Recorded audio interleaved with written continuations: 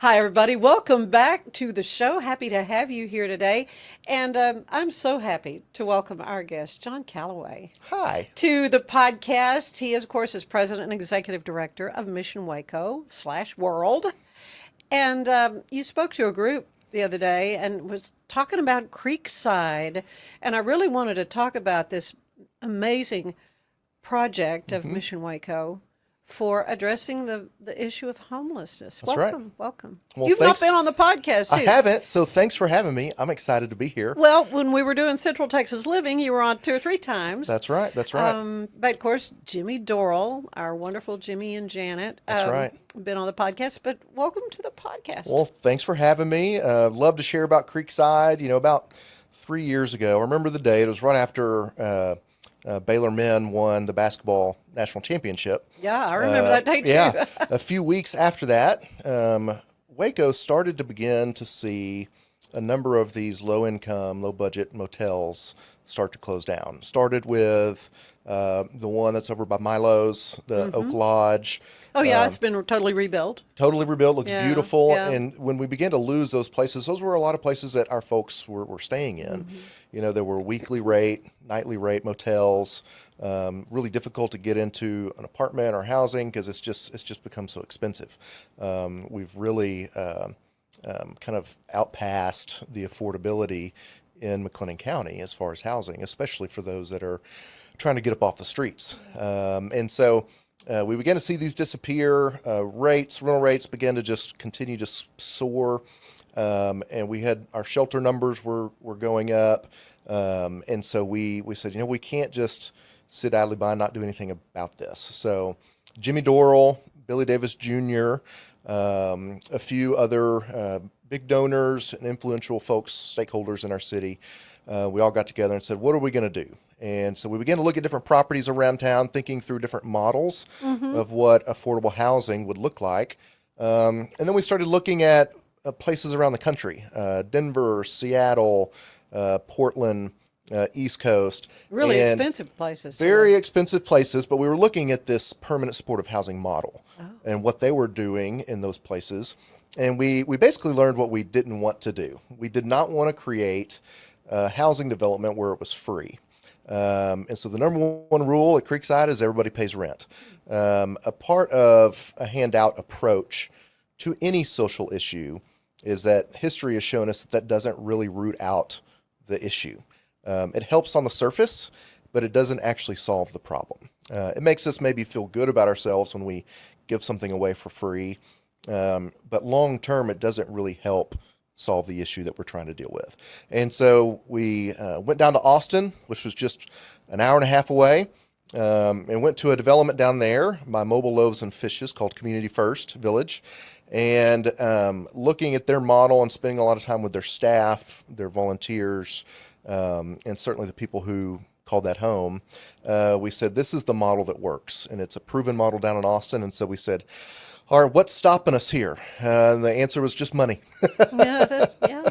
All a function of money. Always a function of money. So long story short, we ended up buying 68 acres right along University Parks, in between University Parks and the Brazos River.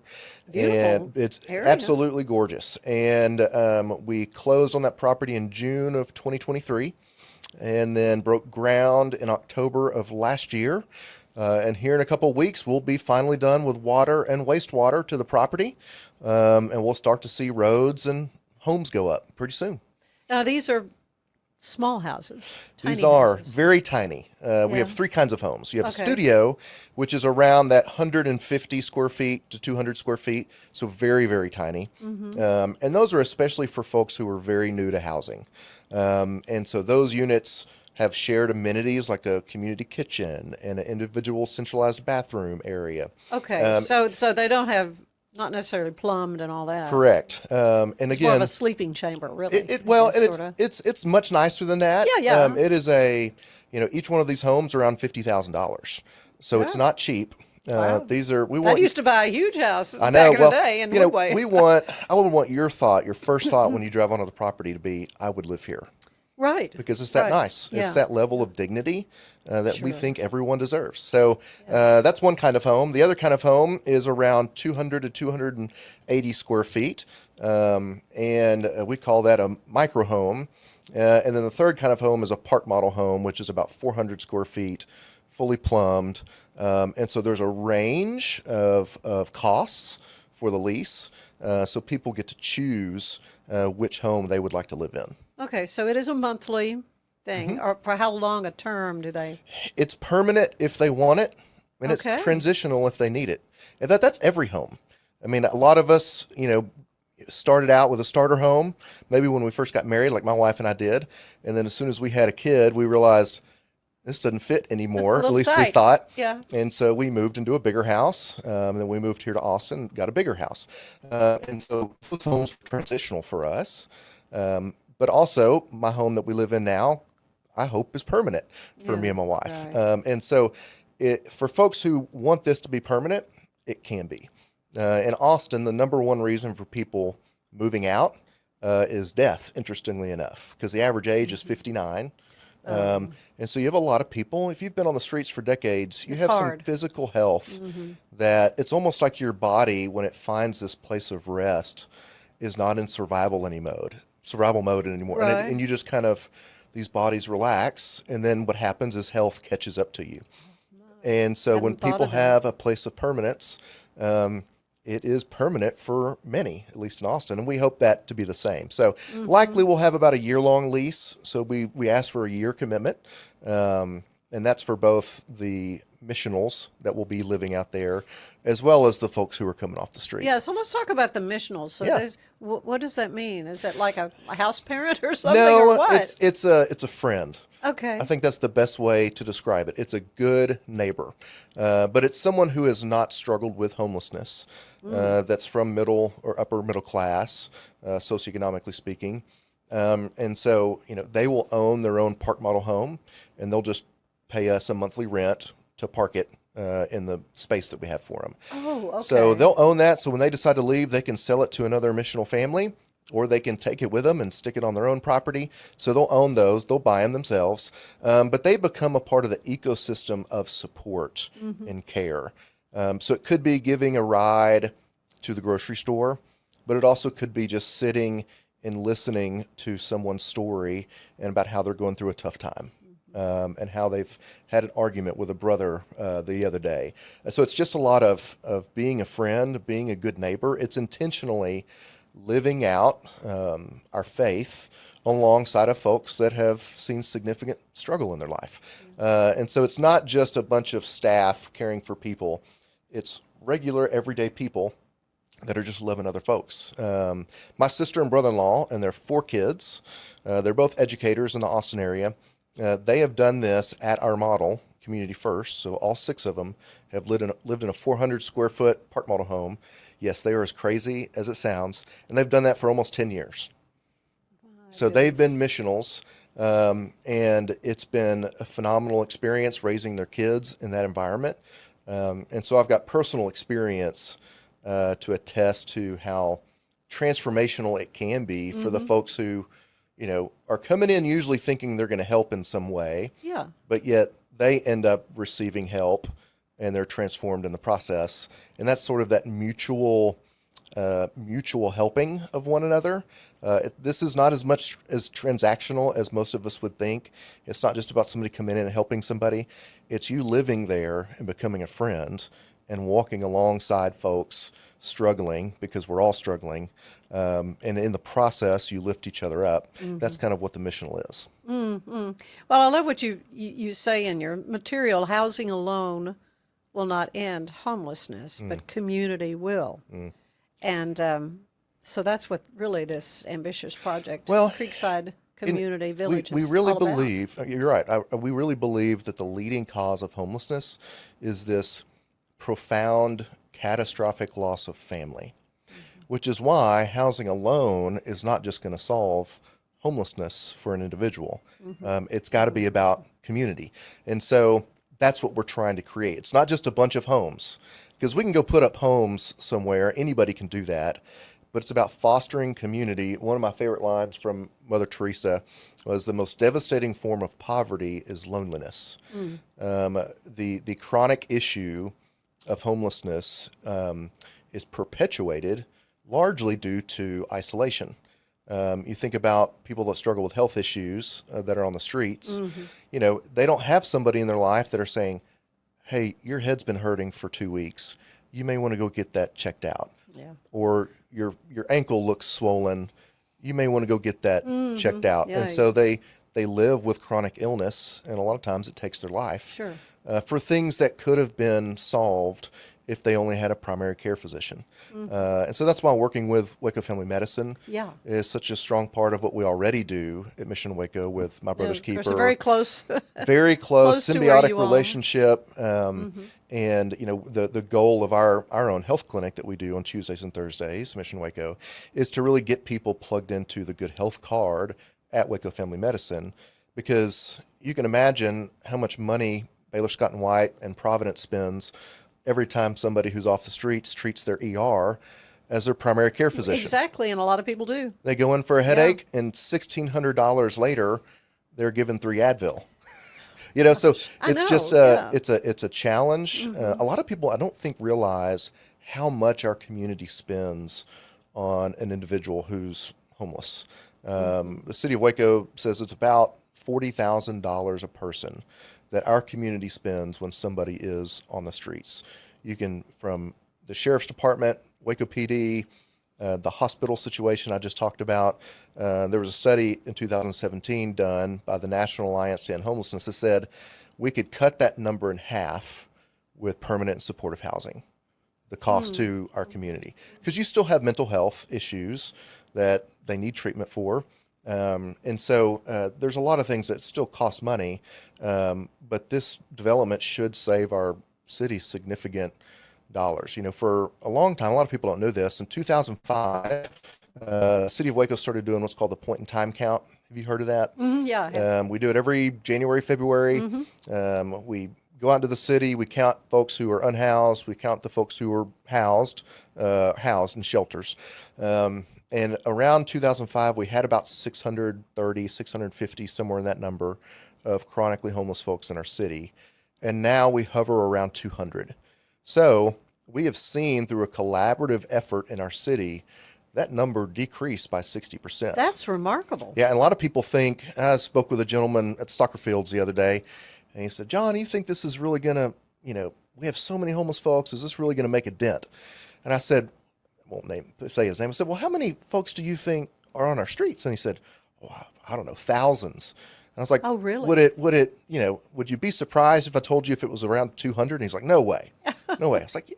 So when we think of a housing development that has 346 units, it provides a place for every single person in our community who's homeless right now, a place if they so choose.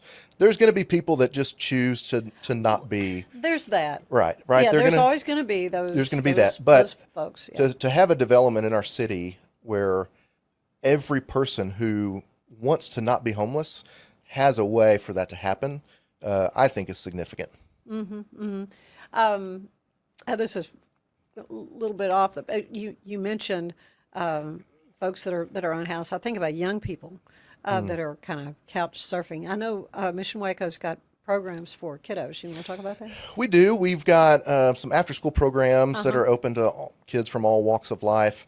If you're 18, we have a lot of people in that 18 to 25, 24-year-old category. And a lot of that is just getting their feet back up underneath them. A lot of those folks have lost significant family in their life for whatever reason. And so trying to just get them back up on their feet, maybe get them an ID because they've lost it, or a birth certificate. If there's mental health issues, it's working to get diagnosed and to get on medication. But then a lot of it is just job training and teaching those soft skills. We were talking before we aired about having folks on your show that teach etiquette. That's a huge deal. Those soft skills of how to present yourself in an interview. I do lots of interviews at Mission Waco and have young people come in, and sometimes I just go, I just wish you had somebody in your life that could teach you how to talk because you're just not presenting well. So it's teaching those soft skills, helping people get a resume. We see a lot of people that come through who are young that we put in our Street Sweep program. So it's an employment program. That's a job force program, workforce development program, where they come and they can have a job up to 3 to 5 months. And then they have a reference from us. They have a shown resume. the ability to, to be They've got employed some and- money in their bank account now. yeah. And then we've got a number of employers in town that we work with that they're willing to take our folks because we vouch for them. Right. And so, we hope that homelessness as it exists today is short. And it's just a blip in time, especially for our younger folks.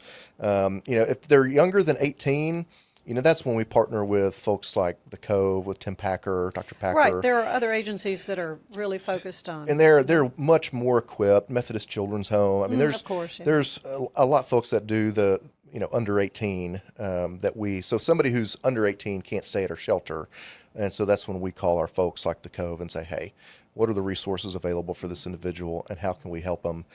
So most of the people that come to us, though, are over 18. Yeah, I think that program you were talking though about the street sweep. I was talking to Carol Ferguson with Keep Waco Beautiful. That's right. And your name came up.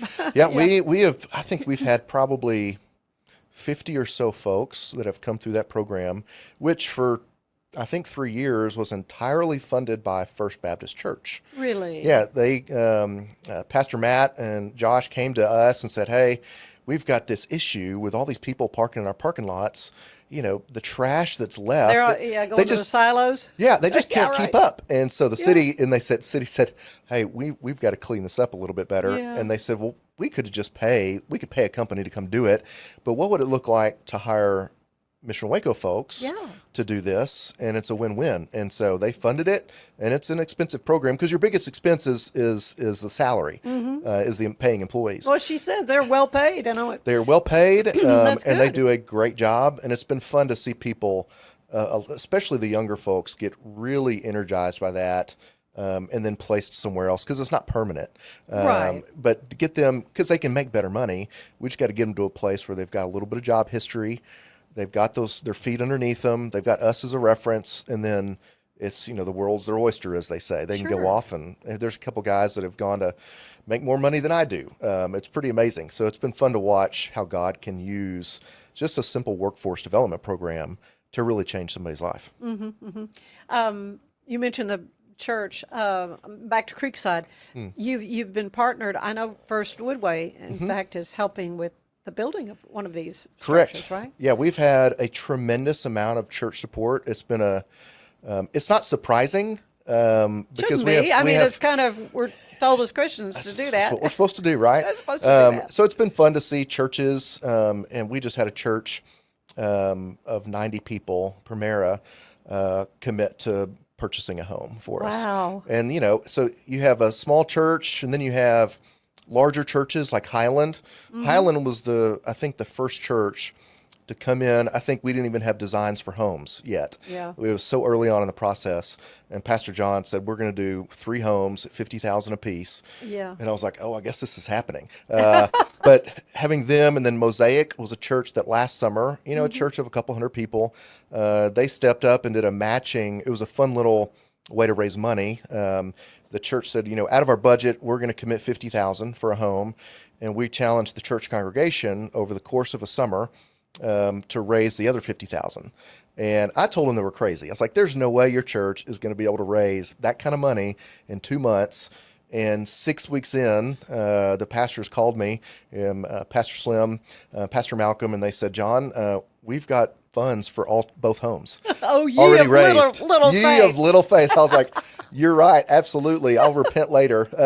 But yeah, so it's having churches like that have stepped up, that have really caught the vision, because it's not just about giving money, it's about building relationships. And so it's going to be fun to see, a group from First Woodway or Mosaic or Highland really adopt a home, because it's not just about funding it. Right. I want people in their church to be involved. And so when somebody moves out and somebody else is moving back in, we want to bless them with the sheets and the towels and the pillows and the Right, artwork. all the things you need for Yep. a nice place to live. And then we want that church to come and provide those things for the next resident that's going to be there. So we've had a lot of church buy-in, and it's been fun to see that happen. Well, of course, you've got great community support, and you have wonderful fundraisers throughout the year. The Style Show I was able to be involved with. That's right. That's right. Last year, Amy Gaston, who's just She's delightful. amazing. She is amazing, and so I presume that's coming up, and you have regular things to interact with the community. We do. We don't really have an event for Creekside per se. I think we probably will in the future. Yeah. Right now, it's more grassroots, one-on-one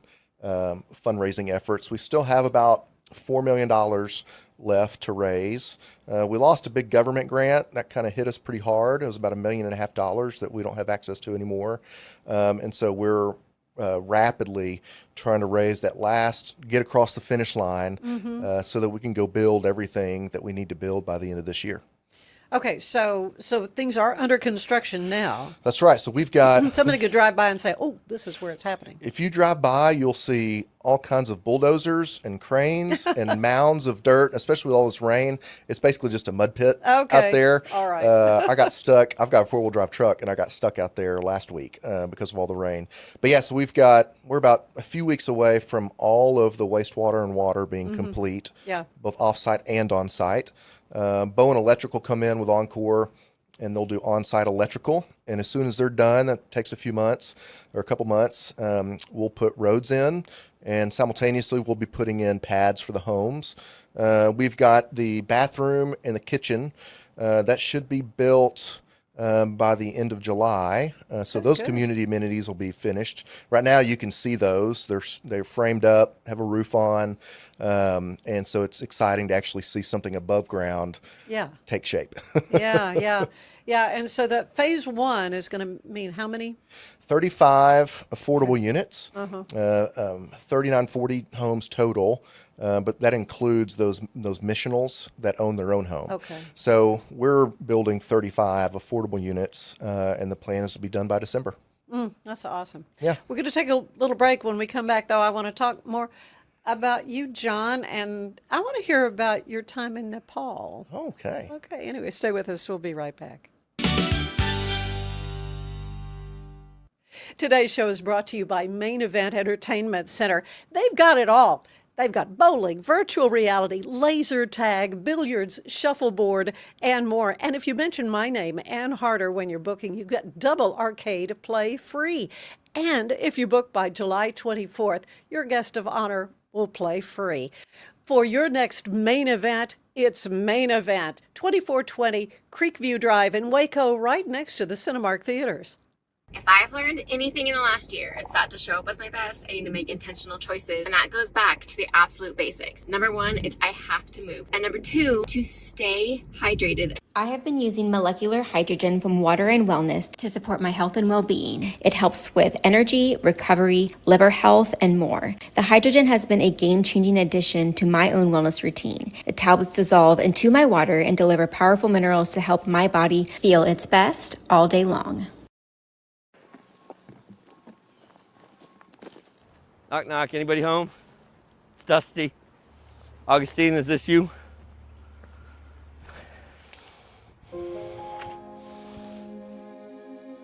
It's really off the grid. Nobody knows this is back here. They can get down there and get to water where it's cooler. They can bathe, wash clothes. Knock, knock. John, are you home? John, it's Dusty. We have a large number of people that are just sleeping outside. Our folks don't have anywhere to go that need a house. There's not enough housing.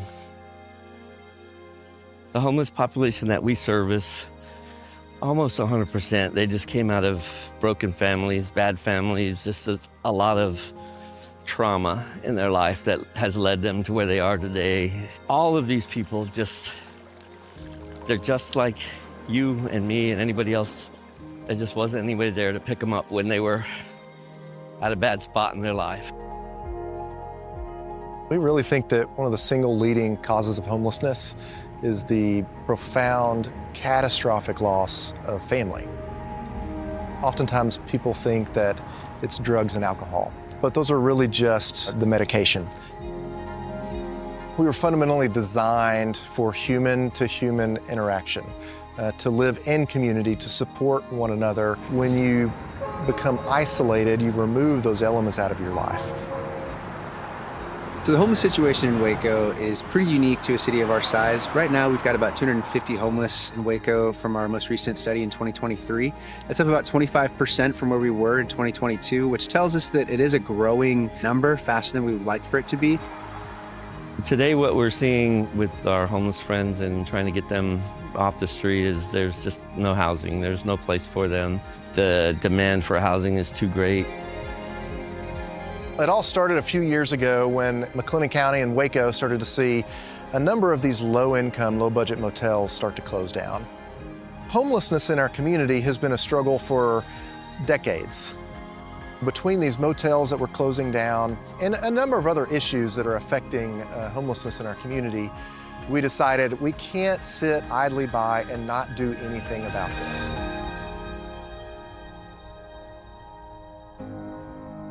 As we began to survey models from across the country, we really landed on what we think the most successful model was in this ecosystem of permanent and supportive housing, and that was Community First in Austin, Texas. Community First Village is a master planned neighborhood that provides affordable, permanent housing and supportive community for men and women who are coming out of chronic homelessness. Through design, layout, common areas, community kitchens and gardens, the village is intentionally designed to encourage community. Every step along the way, God continued to affirm both the model in Austin and the steps of progress that we were making here. Creekside Community Village will be a 68-acre master planned community that combines permanent supportive housing with life-giving community engagement. When we're fully built out, we'll have 346 homes on our property, which will have access to the Welcome Home Center, we'll have access to community kitchens, also have access to what we're calling living rooms, places where you can come and watch the Super Bowl and hang out and play pool, play ping pong, work on your resume, take a job training class. Having the ability to create spaces where community is encouraged is vitally important to the success of not just the community overall, but all of the individuals that will be living here. This is called a park model home. There's probably going to be about 50 of these throughout the property. You've got a nice, comfortable place to sit. These are really highly energy efficient, and you've got a full kitchen and a full bath. One of the aspects, one of the ways that we would like to create community is through a term that we call missionals. We are inviting people who aren't formerly homeless to live out in this community. This mixture of those who are not formerly homeless but choose to live with those who are creates an ecosystem of support that will not just allow people to be lifted up off the streets, but it empowers them to stay off the streets permanently. It's all about community. It's not about housing. The homes all have front porches. The homes all face 5 or 6 other homes that have front porches. So you cannot live there without being part of a community. This is going to offer them, maybe for the first time in their life, a sense of a wonderful community and a sense of having a true family that will look after them and be able to enjoy life with them. When all of your time is spent trying to figure out where your next meal is going to come from, where you're going to sleep that night, that just takes up a lot of mental and spiritual energy. When those base needs are met, it frees people up to live the life that God is actually equipping them to live. If there is anything that we ought to be most willing for our resources to go towards, it ought to be our care for our needy neighbors. A community like Creekside that first approaches individuals with dignity and seeks to provide them not only with permanent housing, but with solutions to the problems that led to their instance of homelessness, but helping them with mental health services, helping them find training and job opportunities, I think is a much better and holistic approach to helping to solve our homelessness issue in the city of Waco. Good morning and welcome to this momentous occasion. I'm so honored to kick off the groundbreaking for Creekside Community Village. Today represents the culmination of years of praying, of planning, of plotting. Through it all, there was an unwavering and deep focus on our mission to provide the people of Waco this permanent, supportive housing with life-giving community engagement. The fabric of getting people healthy is community and village, and we are part of that village. In less than a year, we will have 40 previously unhoused individuals residents at Creekside. If one of the leading causes of homelessness is the profound, catastrophic loss of family, housing alone will never solve homelessness for an individual, but community will.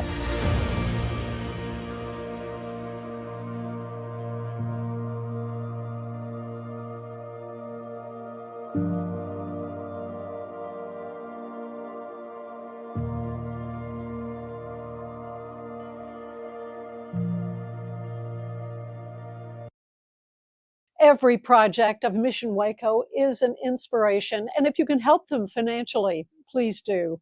We've got great music ahead with Morgan Lee Powers. The Ann Harder Show is brought to you by Main Event Waco. At Mapiful, we believe in celebrating your journey, past, present, and future.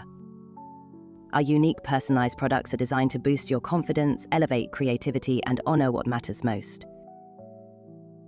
From custom home decor to meaningful gifts, we help you cherish the memories that make you who you are. Visit mapiful.com and start celebrating your story today. And we're back with John Calaway. It is so good to have you here on the podcast. This new thing, this Ann Harder Show. You and I talked many times over at Channel 25, Central Texas Living. You came to, you came back. Correct. In 2017. Correct. You've got your MDiv at Baylor. That's right. Went to Truett Seminary.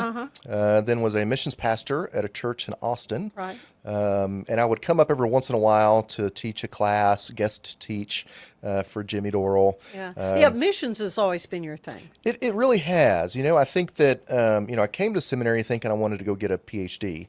And God kind of through the seminary process revealed to me that publishing and research was not my forte.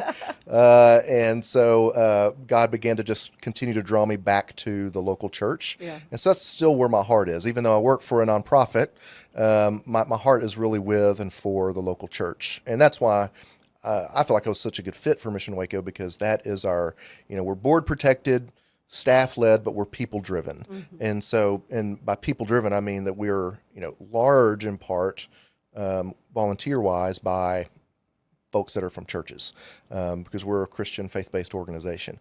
And so I would come up and teach a class or two, and Jimmy one time sat me down because he was too cheap to reimburse me for mileage.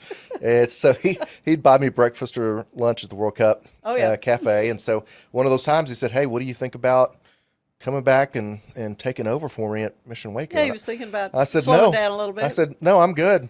I've moved to the promised land of Austin, Texas, and put Waco in my rearview mirror." He said, "Well, at least pray about it." I said, "I really don't want to pray about it." Well, so I get home, my wife, Sarah, we've been married 16 years now. She said, "How was your time with Jimmy?" I said, "Well, he asked me an interesting question." And without batting an eye, she said, "We're moving to Waco, aren't we?" I said, "No." That's not what I told him. We're not moving to Waco. Well, 7 months later, we're packing our bags with a 3-year-old and a 3-month-old in tow. And so moved back to Waco. That was 8 years ago. Yeah. And began about a 3-year succession process that our board had approved and planned. Over from Jimmy. And Jimmy's on our team. So he's still a huge driver for Creekside. And it's been fun having him do what he does best, which is tell stories and raise money. And so two critical things with Creekside. And he's probably the best person I know and the most authentic person I know for loving a group of people that we've often forgotten about, or that we tend to have pretty ill-conceived ideas around who they are and how they got to where they are. We often think of homeless folks of just people that are just living off my tax dollars, and if they would just get a job and stop being lazy. So we, with Creekside especially, but we do this already, we want to move people from thinking what's wrong with this person to what's happened to this person. Right. And what got them to this what point? got them to this place. And so housing alone isn't going to solve whatever happened to them. And community is not necessarily going to solve it. But with all the levels of support that wrap around this individual, they can function and they can be thriving members of our society again. And so Creekside is a part of that process of not just getting them off the streets, but keeping them off the streets as well. So when I came back, over the last 8 years, housing has just kind of continued to trend upwards as far as a need and a crisis is concerned in our community.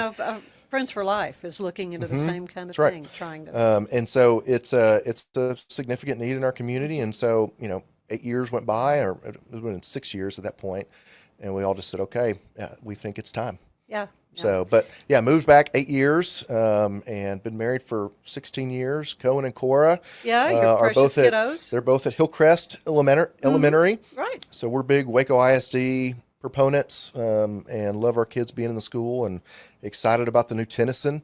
And my oldest is going to Tennyson next year. It is amazing. Wow, the new Waco High. Oh my goodness. And very much excited about Waco High. So yeah. Well, it's awesome.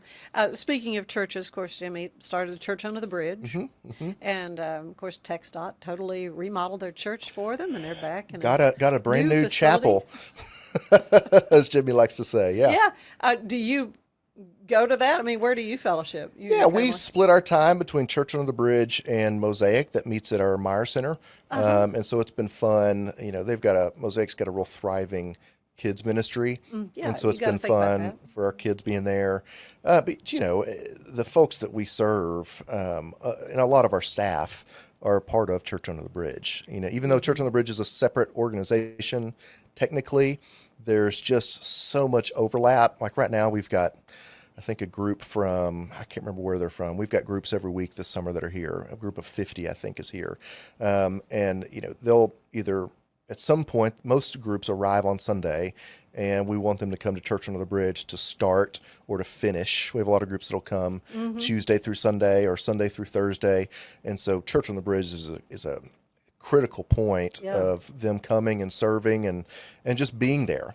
It's not really about them doing anything at Church on the Bridge as much as it is just doing church with, quote unquote, the poor, not for the poor, is a critical element of them learning our approach at Mission Waco to helping folks that are in our neighborhood. Yeah, I got to be a part of Church Under the Bridge.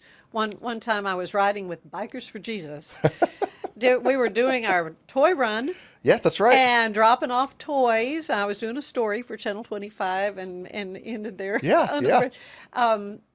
So let's talk a little bit about, some of the other things that you're doing there at Mission Waco with the toy store. I need to have you come back, or someone to come back. I would love to. As we get closer to Christmas. Would love to. Yeah, we have a toy store. In fact, there is an event that is coming up in July at Harris Creek Baptist. They are hosting a Christmas in July event where the entry fee to watch a Christmas movie is a toy to bring with your family.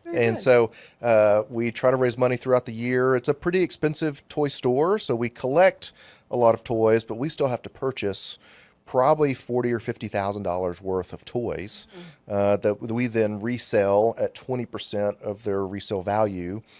Because the hero, we don't want to be the hero in the kid's story. We want the parents or the grandparents to be the hero. And so we're able to do that when they come and purchase, because they know what their kid wants. They know what the kid is into. And so instead of just driving up and putting, a bunch of toys in the back of your car, half the fun of a parent or a grandparent is choosing the toys that your kids are going to like. Because if they're into Harry Potter or cats, and so, and if it's a boy, what's age appropriate and what's not. And so allowing parents to come shop, because it really is like a store. They come in, they get times to shop.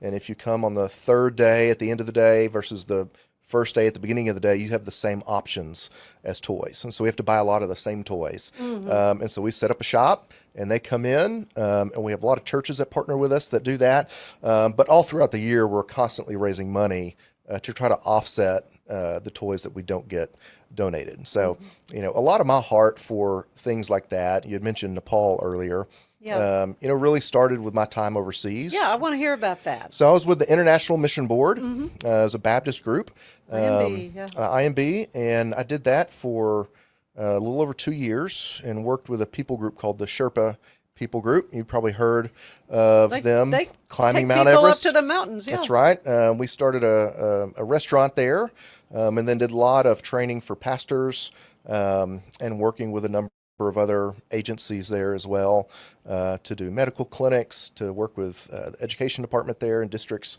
the remote districts. And it was really there that I saw, I think, a level of poverty that I had never seen before. And it really shook me to the core. And I think for folks who have traveled internationally and done quote unquote mission work, or just have traveled to lower income areas, you realize how much we've been blessed with here in the States. And why do we have that blessing? Is it just for ourselves so that we can continue to build wealth upon wealth upon wealth? Or is it God's given us wealth to then bless others? And that's what we believe at Mission Waco, which is why I have the greatest job in the world, is because I get to meet people and help connect their resource to folks that don't have resource, and doing it in an empowering way, not a paternalistic way, where both parties are lifted up, and they get to see God in that process, is just a fun job. So seeing that, experiencing that in Nepal, coming back here, and through twists and turns, getting back to my local church calling, I really want to mobilize people to be on mission with God. And so that's the calling of my life.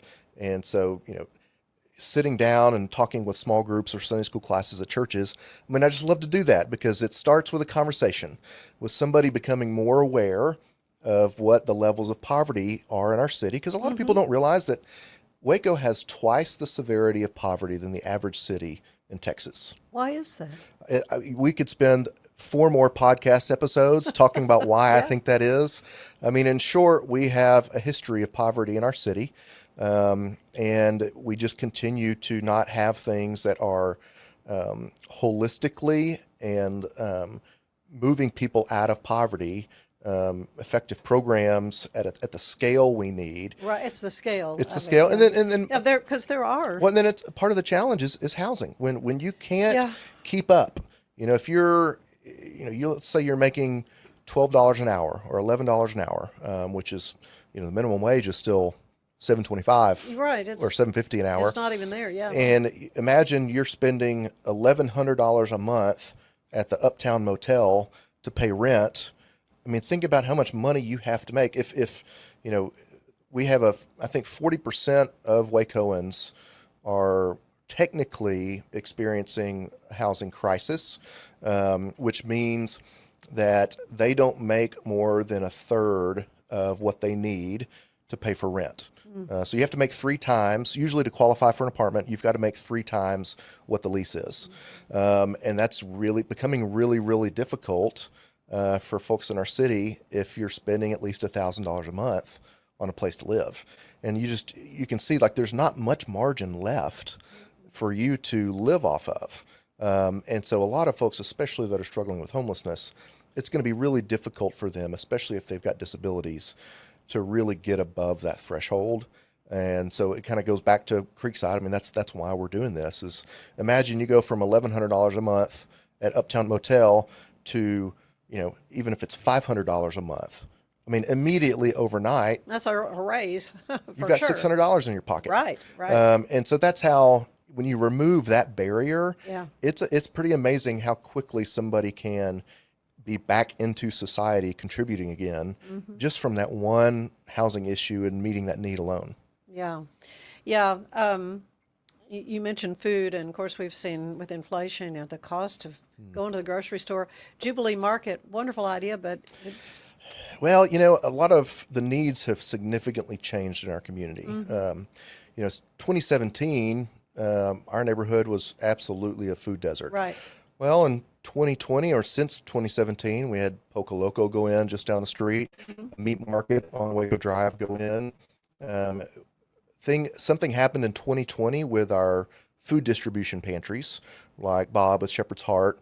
A lot of those went mobile because they had to. Right, they had to. And so the challenge with that is it's hard to drive, usually once a week I drive past Waco Family Medicine, their parking lot. I live just down the street. Yeah, right. And they've got hundreds of cars picking up free food.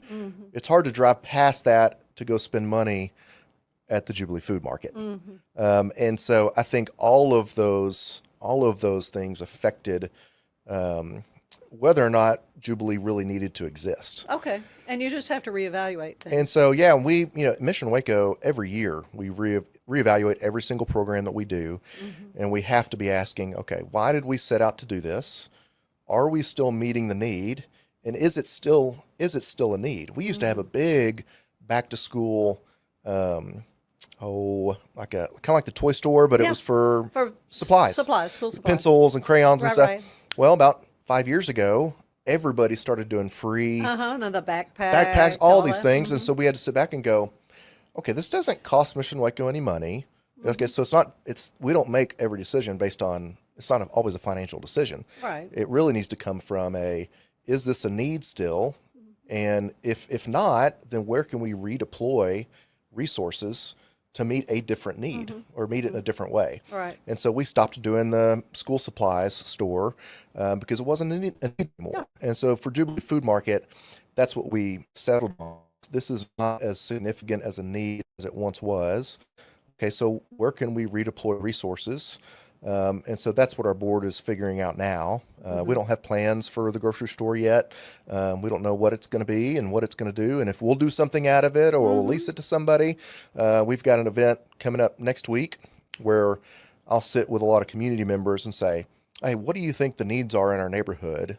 Because everything we do is out of this grassroots, not just what we think we should do, but we ask the community, what do you think we need to do with this space? And then we get to have the fun wrestling of, okay, we take all this input and then now we have to translate that into a budget and a program or whatever it is. So we don't quite know what we're going to do with it yet, but God knows. And so we're just leaning into our community to ask them, hey, what do you want us to do with this space? Well, constantly being creative with the resources that you have. It's not a failure. Yeah. It just is kind of a retooling of this. Right. You're doing a podcast? Yes. Tell me about that. So It Takes a Village with Creekside Community Village is what the name of the podcast is. Similar to this, it's trying to get people, key stakeholders, folks in the community to come in and just share about it. As we both know, live TV, it's not often watched as much anymore. I know with my family, every night, we've got soccer, volleyball, baseball. Is so busy. It's busy. And so a podcast is a great way for people in an extended amount of time to hear something really in depth. And we believe that, the challenge with Creekside is reframing a lot of myths of homelessness and helping people redefine what homelessness is. And so this podcast is about Creekside. It's about poverty. It's about homelessness. We had 2 pastors from Mosaic just on last week to talk about why in the world would their church give $100,000 to buy 2 homes out at Creekside. So you get to hear their heart and a little bit of the heart of their church. We had one episode, we had 3 teenagers and their youth group leader that were in town from Connecticut. That church, they raised enough for 3 homes at $50,000 a piece. Really? So they raised $150,000 from Connecticut. What was the connection? How did you? I don't really know. They came down. They do these kinds of trips every year, and so they wanted to come to Waco. I think they just Googled missions, and Mission Waco popped up, and they saw Creekside, and they said, we want to know more about this. So they flew down just to visit, take a tour, and they got excited about it. Their leadership got excited about it, so they raised the money, and they came home, back, and they brought over 100 teenagers, and they built 3 homes. They built those 3 that they raised money for. Yeah, it's pretty fantastic. Do you have pictures for that? Maybe. Okay. I know I've got pictures that are like in the middle of the build. Okay, well send me what you have. But yeah, so I it's want folks to be able to having see those teenagers on there to talk about why in the world would they give up their spring break Oh. to come here to build a home. It's just it's fascinating. And so having unique guests like that, where it's just they're real people talking about why they love the project and why they're involved. You know, in the future we're going to have obviously residents that are living out at Creekside come on and be a part of the podcast as well. In fact, my hope is that they become the hosts. And so it's not me hosting the show anymore. It's somebody who's living out at Creekside. We rotate who's doing the interviews. And so we got some creative ideas, but really it's just a way to help people understand what the project is. Mm-hmm. So where can folks learn more? I mean, I presume you always need volunteers. You Sure. always need contributions. Well, right now we're focused on fundraising. Again, we need $4 million. Well, there's that. Okay. Where's that? And, as we move folks out onto the property, there will be significant volunteer opportunities. We're not quite there yet. It's hard to, trust a volunteer to come out and put pipes underneath the ground or lay down electrical. Let's not do We're that. going to pay the professionals to do that. Let Habitat for Humanity worry That's about right. that with their. So come January of 26, we'll have a significant need for volunteers. But you can go to our website, creeksidewaco.org. You can also go to just missionwaco.org and find Creekside that way. The podcast you can download from everywhere you download podcasts.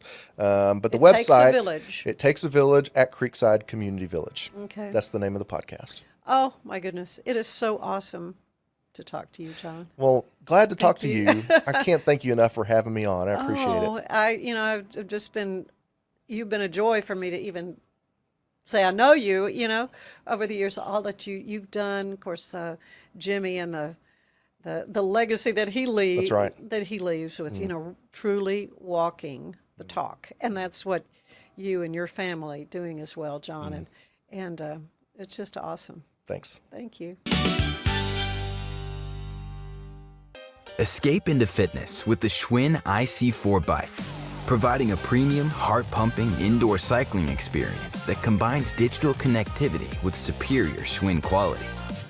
The IC4's smooth, quiet ride features magnetic resistance with 100 micro-adjustable resistance levels.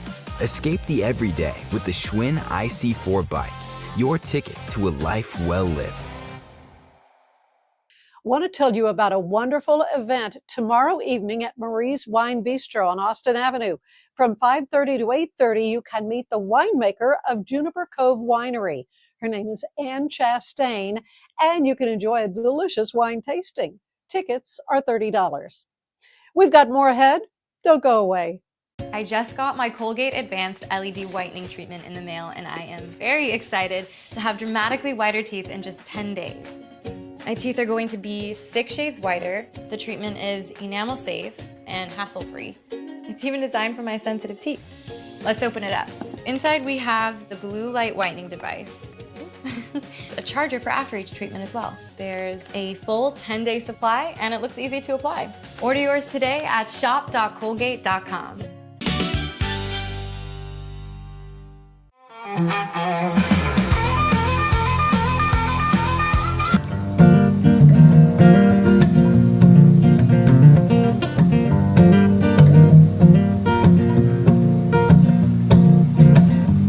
He was an old school gentleman, loved the Lord and held the door. I was a heart blowing in the wind. Yeah, he swore I was what he was praying for. We were a Sunday morning song, a picture painted in stained glass light, my sanctuary in the storm. Oh, I figured it was different this time, but I was looking for an honest man. He was looking for the right left hand. Settled down at 22, watch him preach from the front pew. I just wanted to have a good time, but he said his standards a little too high. I was looking for the love of my life, but he was looking for a pastor's wife.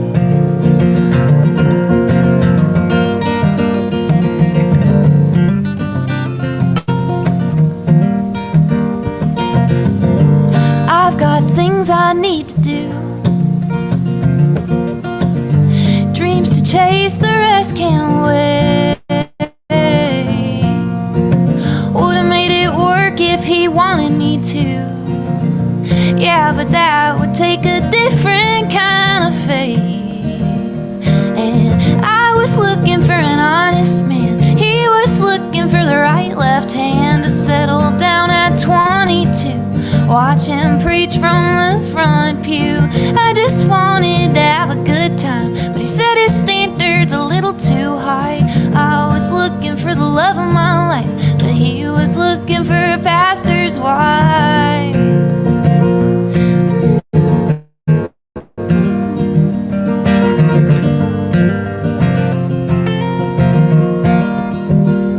Oh, and maybe I should thank him, 'cause he really did me a favor.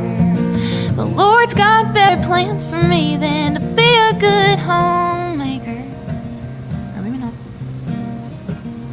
But I was just looking for an honest man. He was looking for the right left hand to settle down at 22. Watch him preach from the front pew. I just wanted to have a good time, but he said his standards a little too high. I was looking for the love of my life, but he was looking for a pastor's wife.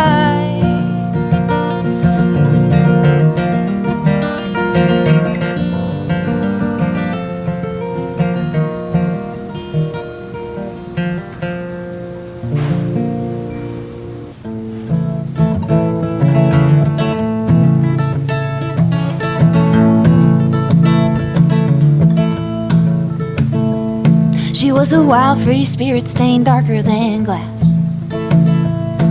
He was sweet as wildflowers layered in the grass. They were back roads spinning tires deeper in mud. I'll bet he never thought that he'd be in love with a brown-eyed girl in a blue-tone dress with a mean addiction to cigarettes. She'd run so far trying not to get tied down,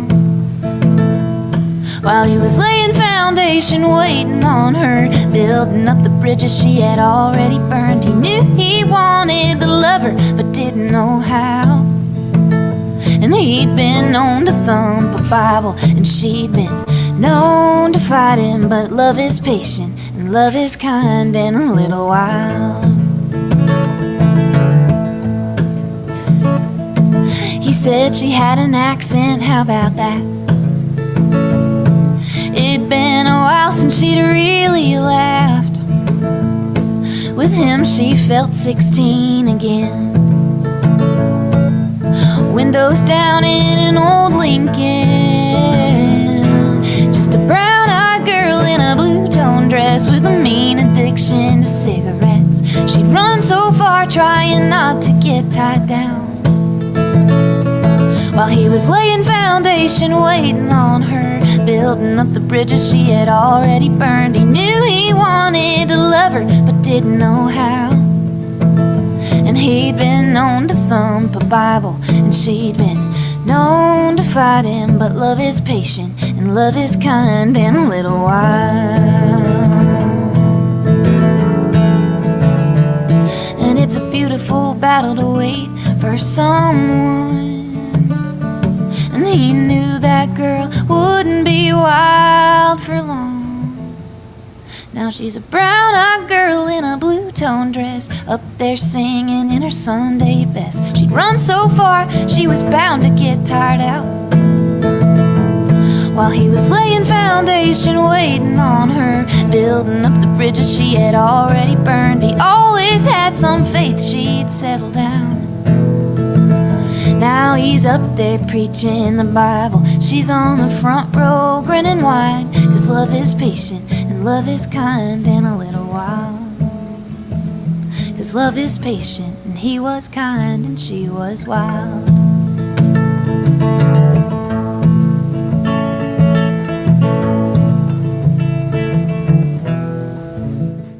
Join me tomorrow when we'll be treated to some delightful music and hear about its healing effects with Waco violinist Sue Jacobson and Jocelyn Williams on flute.